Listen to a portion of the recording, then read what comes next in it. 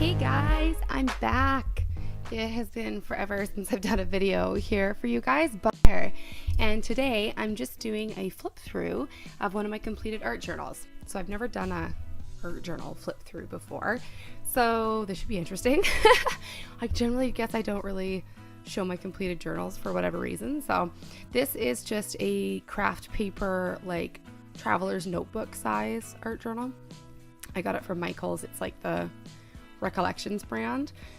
I'm sure you're supposed to do something else with it, but I'm using it for an art journal. And you may have seen a lot of these spreads before because I post them on social media and on my blog and stuff, but I just wanted to share the whole journal in completion from start to finish.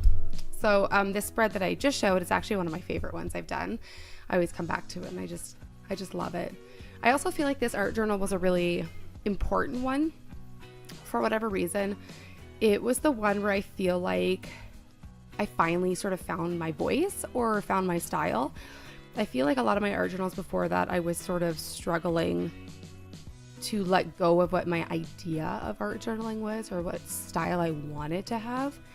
And this one, for whatever reason, I just did whatever I felt like. And, you know, I explored. So here I've got, you know, more floral drawings and stuff. I think I also came around to the idea that I really like high contrast stuff and I really like lots of drama, I guess. I've always said that, but I feel like this art journal really, I let myself play with it. I also let myself kind of explore symbols and ideas I hadn't in the past. I've come to realize that I really like eyes in my work, which sounds kind of strange, but this is the first art journal page that I included them, and I ended up carving a stamp afterwards that I used lots, and I find myself drawn to that image in a lot of my work.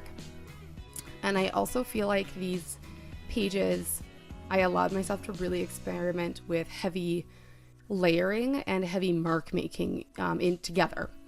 So I kind of had always thought, oh, you know, you have to kind of do one or the other. And I had been influenced by a lot of other people I'd seen doing a lot more like minimal stuff. And I feel like this time I finally just let myself go and let myself do what I wanted and, you know, add as much as I wanted without feeling like it was too much. And there's some pages in here I'm not really a fan of. That first one I didn't like. I don't like this one.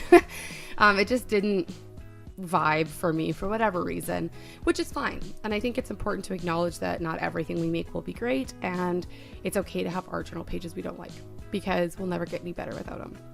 This is one of my all-time favorites too, even though it's funny because I really wanted to be good at like drawing florals.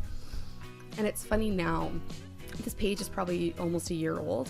I don't actually like drawing really realistic florals anymore. I like doing really gestural stuff. And so it's just funny that how your style changes.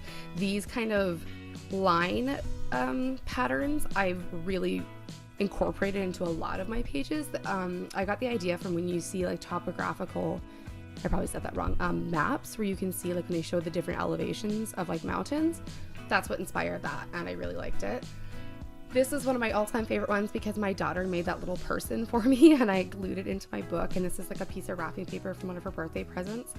And as I go on more, I've allowed my children more into my art journal pages and let them contribute to it, and that's really important to me because I think they are a lot more willing to make mistakes and just do whatever, and it helps encourage me to be more bold and brave in my work.